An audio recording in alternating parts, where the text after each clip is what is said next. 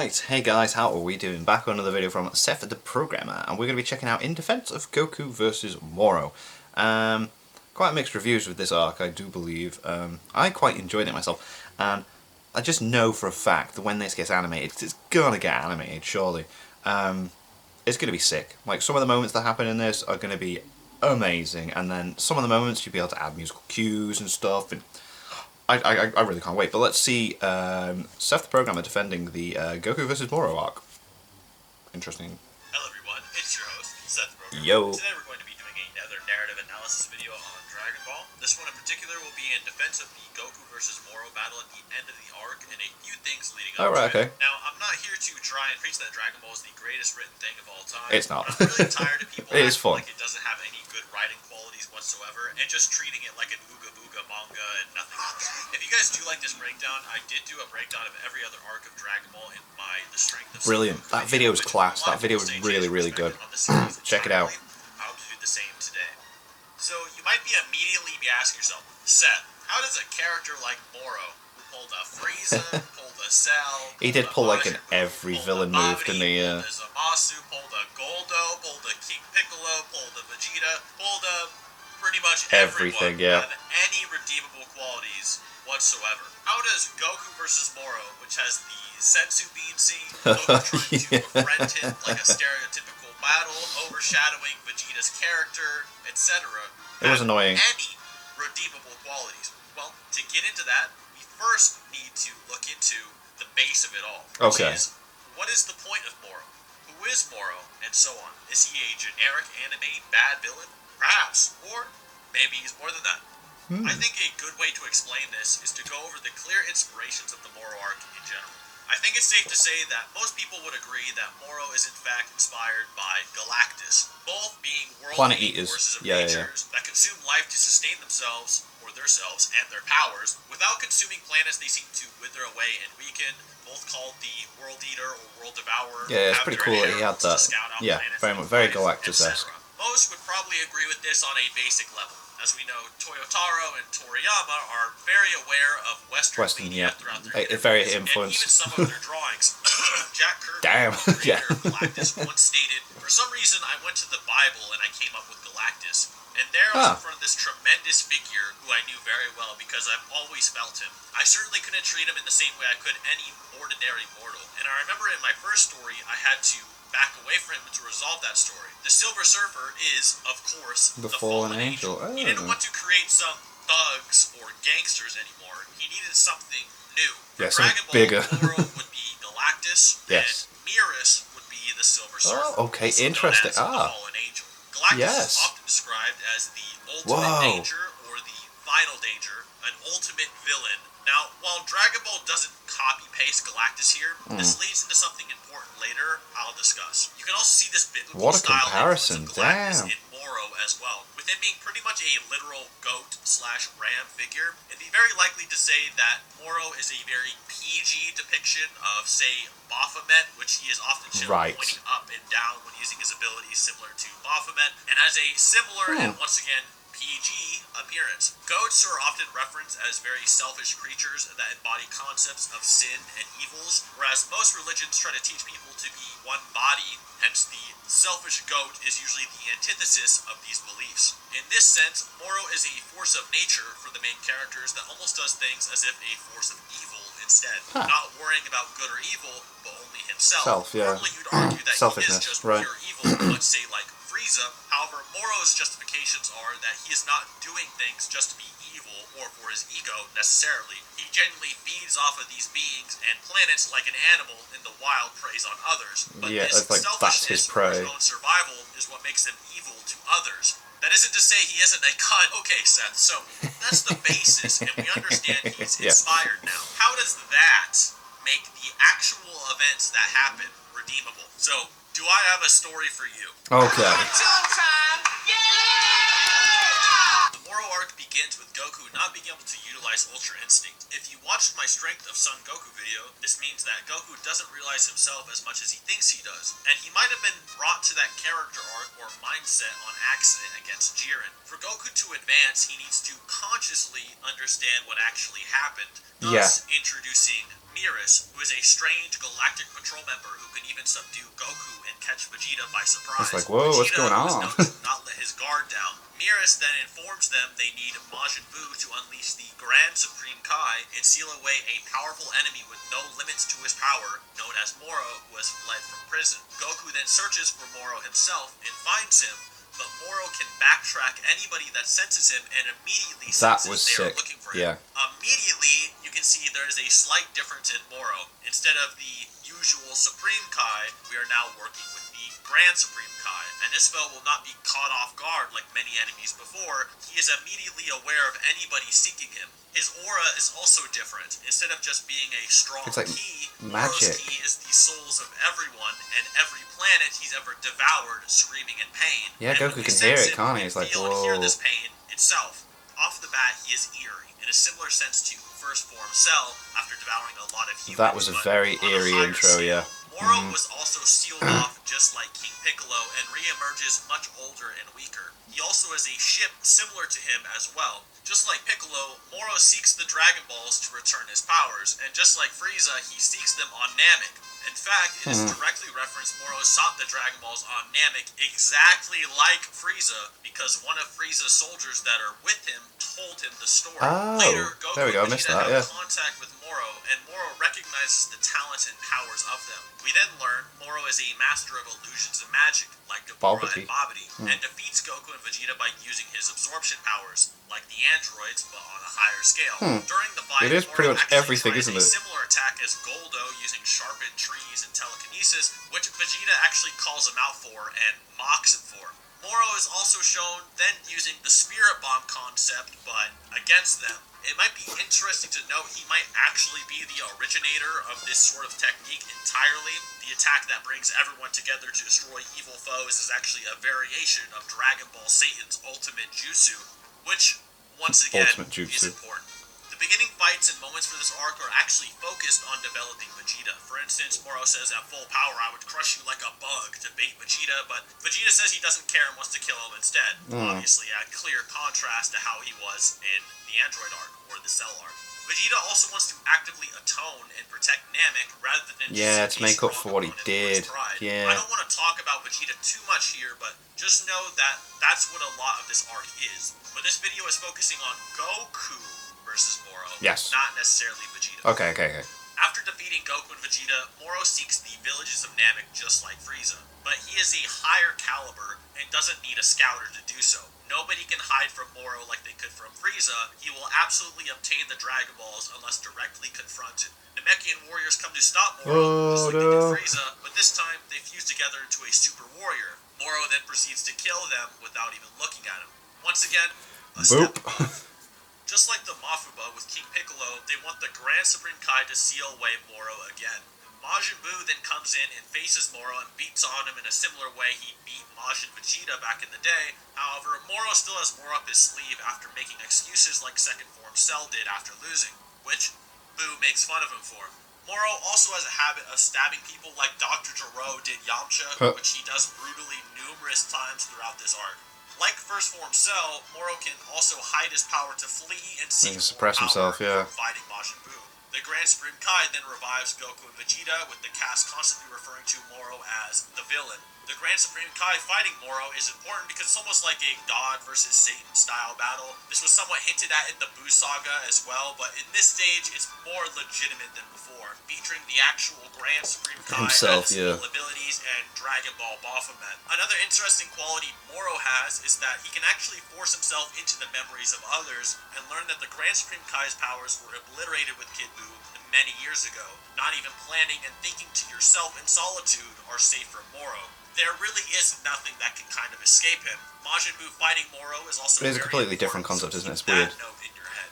After winning another skirmish, Moro wants to let all the strong fighters roam around and do as they please after sparing them, and believes they will return to him, just like Goku Black and Zamasu did to Goku, Vegeta, and Trunks. In fact, later, once he learns they are training, he wants to allow them to train so that he can devour more energy from them. Makes sense. Make them stronger. The more energy they have, the more energy you absorb. Once in Vegeta's life, he realizes realizes that physical might won't be the end-all to winning a fight, and wants to find a way around this. Goku then begins training with Miras. Miras teaches Goku Ultra Instinct is the opposite of everything that has carried the Saiyans to where they are. It is the opposite of rage, grief, and joy that translated to prodigious power. Everything the characters have used to this point to win will not work against Moro anymore. You need to think about it differently.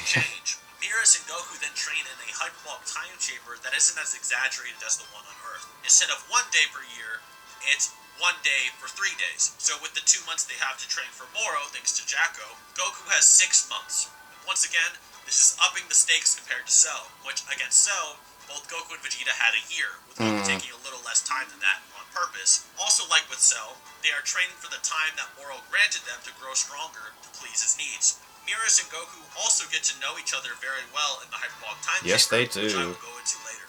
Miras also hints that Goku will need to be mentally shocked or put into a deathly situation to truly have to calmly access Ultra Instinct from his shock. Foreshadowing. We then learn that Whis has been watching this whole time and reports this to the Grand Priest. It is revealed that Miras is in fact an angel in training, but he is a troublemaker who has begun to sympathize with mortals too much due to his time in the Galactic Patrol.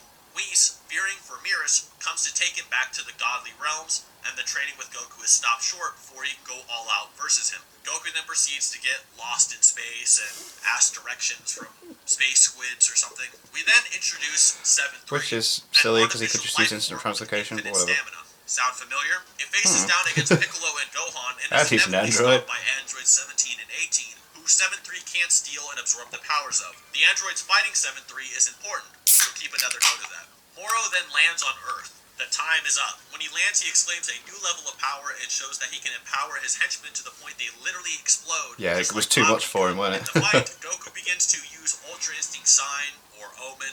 We'll call it Sign for now. Because that's what they were calling it. He is in a technique of the gods that makes Moro very excited. And during the battle, Moro uses a technique similar to Kefla, in which he shoots lightning all over while Goku dodges while utilizing a Kamehameha, or charging a Kamehameha. This one is weird since Kefla only really did that versus Goku in the anime. Alright, so it wasn't in the manga. Pass in a symbolic sense and say that's what they were referencing. Right. We then see parallels in Goku versus Moro similar to Goku fighting many other characters, in which Moro blocks Goku's Kamehameha just like Frieza at 50% power did against Kaioken times 20 Goku. And just like that fight, Moro is not at full power and Goku's stamina is draining rapidly with his technique. This is Diva by Final Form. He can't hold out like this.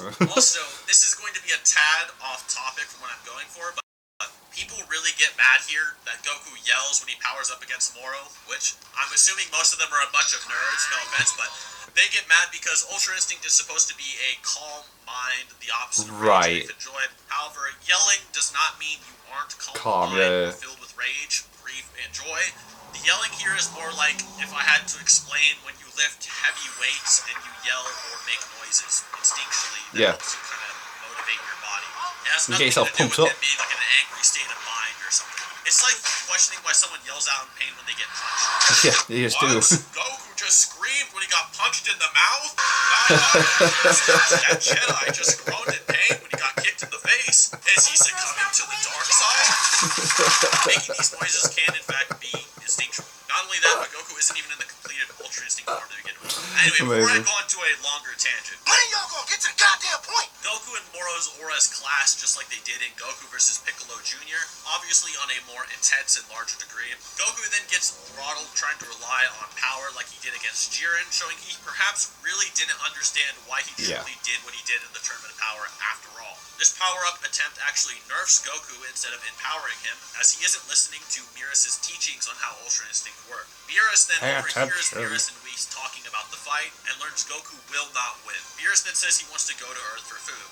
Many people question Miras here. One thing about the gods is that they have to act on their biases towards mortals in a very subtle way. Miras, in this case, usually claims he only wants to help Goku in the game because of food, but we learn it's a bit deeper than that, which is shown later in this arc. Whis is pretty similar, but much more subtle, as he has to be. Yeah, he really does, yeah. The Angels is very much like, you do not interfere whatsoever. New spirit efficient ability he learned on Yardrat on Mori to give him a harder time than Goku did, showing a higher level of development as both a fighter and a character, sacking his pride in what he knew about fighting to try and genuinely learn how to get the victory and to atone himself. Now, while Vegeta getting the win against Moro could have been fine here, it would have been awesome. It doesn't allow Goku to grow, and once again misses the point of numerous arcs leading up to this, right, with everyone's strength becoming your strength, and so on. Too much of a spit on the series for it to happen, unfortunately. In Vegeta's defense, he did outdo Goku pretty hard, having less training and still doing better. But I could talk about Vegeta in his own video if you guys want. That'd be cool, please do. Please do. During the fight with Vegeta, Moro understands that they are both villains bound for hell. Both Moro and Vegeta are content with this and don't care. A lot of people question if Vegeta's really a villain. I say if you've murdered 1 million babies in the past and you haven't done it for 30 years, you're probably still a bit bad guy. Person. Yeah. But there's debates to be had if Vegeta's actually a villain or not. He's in the shoes of a good person at the moment, but he still has to atone and did bad things. That's basically what they're talking about. Also, Piccolo comments that Vegeta has genuinely changed thanks to Goku, but claims Goku's outlook on fighting is generally the same. I don't believe that Piccolo is saying Goku hasn't changed as a person at all, but more so why he fights is pretty much the same. Yeah. I'll go into this more later. Piccolo also says Vegeta is not one to underestimate his opponents, which there's a whole debate about that and so many memes. I'm not going to try to defend it in this video. Moro then consumes 7-3 Cell style and achieves his perfect 4-0 form. Moro also copied Vegeta's abilities, but they are permanent, making him immune to fusion, unlike any other character in the series, so no Vegeta or Gogeta to save the day. Once again, another step up from other antagonists. Moro also gains the ability to regenerate, and after having his arm blasted off like Zamasu, simply grows it back and almost kills Goku. Surprise! And thanks to Beerus coming to Earth, Beerus steps in and dukes it out with Moro. For the time being, Beerus is using earthly tools and isn't genuinely fighting Moro yet, so he is safe. But he isn't able to fully hold off the new empowered Moro off with just his mortal powers. Moro then tags Beerus and gets a grab on his neck, which Beerus activates his angel powers to break free from. This hand then plops down like Buhan's tentacle versus Vegito back in the Buu Saga. This angel staff causes Beerus to start to lose his form, and Goku begins to worry for Beerus, telling him to stop. Beerus then reveals the thing he wants to teach Goku is justice. Something Goku never really cared about before. Goku did always have the, hey, knock it off attitude whenever he saw someone do something bad, but he never truly sought out peace on Earth or to prevent these bad things from ever happening again for the most part. Most of his fights were just life and death battles in which he got very excited and emotional turmoils happened and blah blah blah. Yeah, I agree with that. This is described in a flashback in which Beerus asks Goku why he actually fights. Beerus says Goku has saved the universe many times, in which Goku says he hasn't thought of it very much and that the strongest guys tend to be villains. Beerus then asks Goku why he spares villains, in which Goku says if they rise up and do bad stuff again, he'll have to become stronger and he will fight them as many times as it takes until maybe one day they join the good side. Goku thinks Beerus gives him way too much credit and that he only does it because it's just more exciting. Beerus sees this, but still has something to teach Goku. Beerus uses his full angel powers to eliminate Moro's copy ability. He begins to fade away and says, I've come to love this galaxy, this universe full of excitement. Please protect it all. And vanishes from existence.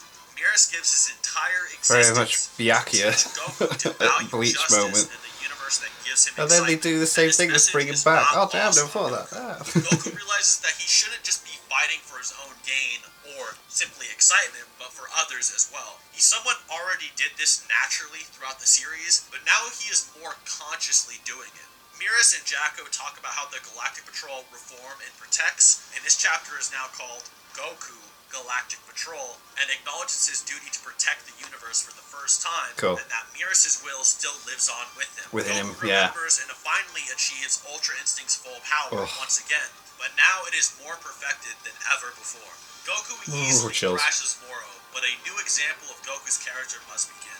Goku thrashes Moro on a level that impresses even the gods. It is called godlike by even Beerus, who respects Goku's new ability, which Whis is even surprised to hear. Moro starts calling himself the Supreme Life Form on some Perfect Cell energy, and Goku lectures him about if he knows what it's like to be hurt like he did to others, similar to what he says to Frieza. He asks Moro to come to jail peacefully, similar to what he said to Frieza or what Vegito says. I'll let you go if you... He asks Moro to come to jail peacefully, in which which Moro obviously refuses. Goku then asks what the Galactic Patrol would do here, in which Jacko says he should kill Moro now. Goku then says he quits the Galactic Patrol and wants to face Moro as an Earthling. This isn't to disrespect Miras, by the way, as Goku later says he must face Moro to protect the galaxy in Miras' honor, but imagine the next set of events is Goku's answer to Miras' lesson and his question in the Hyperbolic Time Chamber. This begins by Goku giving Moro a senzu bean.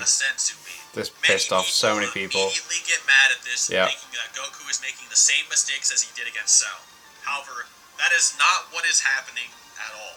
The problem with Goku giving the bean to Cell is that Goku is trying to prove his successor could defeat the past generation of fighters in Cell, and was willing to heal Cell and possibly torment Gohan to prove it. Yeah, that was a bit much. It is more similar to what he did with Piccolo Jr., in which Goku is actively trying to give Moro a chance at redemption, just like he did against Piccolo after their fight. This has nothing to do with Cell. It isn't even referencing Cell. This is also important, which I will outline later. That's interesting. Okay, Moro then pulls a Frieza when Super Saiyan Goku gave him energy on Namek, and Goku easily knocks away his attack, and Moro even snaps his hand on Goku's body, trying to test his mercy. Damn. Goku then asks Moro if he's ever trained, but Moro responds, it's a crutch for the weak. Goku says it's a shame because he's stronger than anybody he's ever fought. Video note here. There is a debate if toughest means strongest, which I would argue it is referring to Moro being the strongest due to Goku talking about villains being the strongest guys he's ever fought before. But if you want to take it as Goku just saying he's a tough guy, that is fine too. Thumbs up. Both work for the narrative at hand. I'm not claiming one or the other. Moro then pulls a Buhan and absorbs Miras' power from the hand drop from earlier. By the way, I called this on stream months in advance. I'm actually a god, thank you.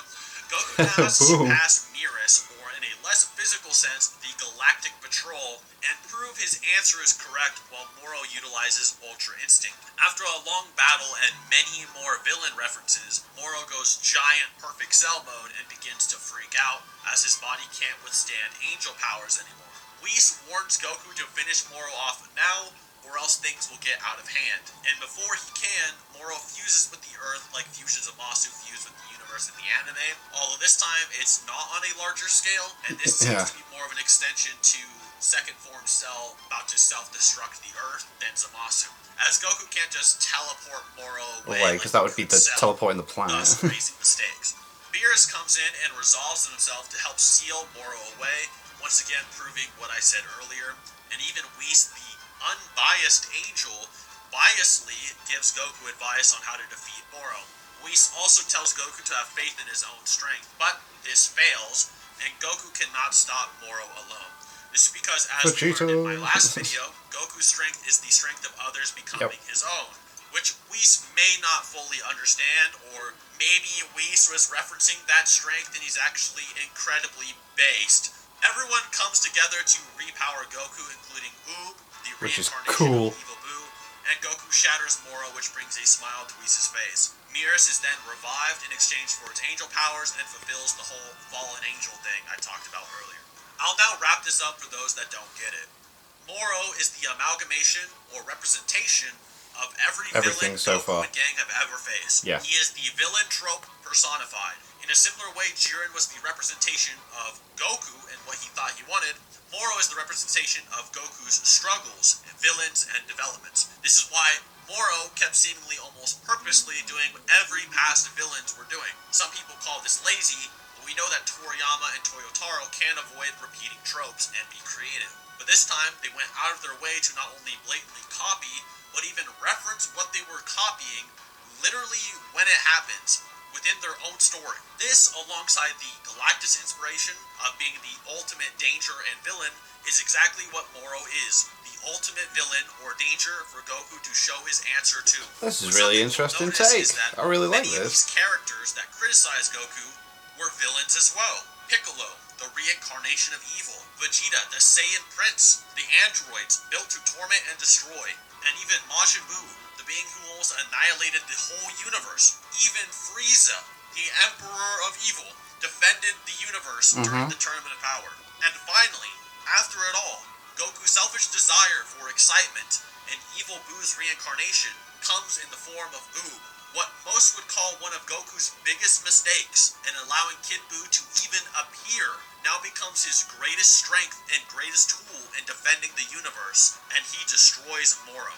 If you still don't get it with that, Goku's answer to the Galactic Patrol, and even Miras, is that reforming and teaching others, including villains, to value the excitement of the universe can help defend the universe and justice even more than they can. Goku's lesson is now complete. He now values justice, protecting others, and understands that working together with all, including those who people think are worthless villains, is his final answer, and it wasn't Goku that saved the universe numerous times, but this lesson. Wow. Whoa. Yo, that was... Ooh. That was a really, really interesting take. I think what doesn't help was the release schedule. I think, like, totally not Mark talks about it, like, it was monthly, wasn't it? So you're waiting for the next thing to happen, so if it was weekly, it'd be easier to process it in the way that Seth has done, I suppose. I suppose if you were to binge it, it would probably come across that way. I do like that. It's like, it's not just laziness, it's like he is the representation of every struggle that Goku has so far come across. That was boss. That was really, really good. I like that. I like that a lot. And I hope he does do the Vegeta one, because there's a lot of stuff to be said about Vegeta in that arc as well. But yeah, thank you guys very much for watching. What do you guys think of that? What do you guys think of this? Click like, subscribe if you haven't already. Leave comments down below. Let me know what I should watch and discuss and future videos. And I'll see you guys. Next time.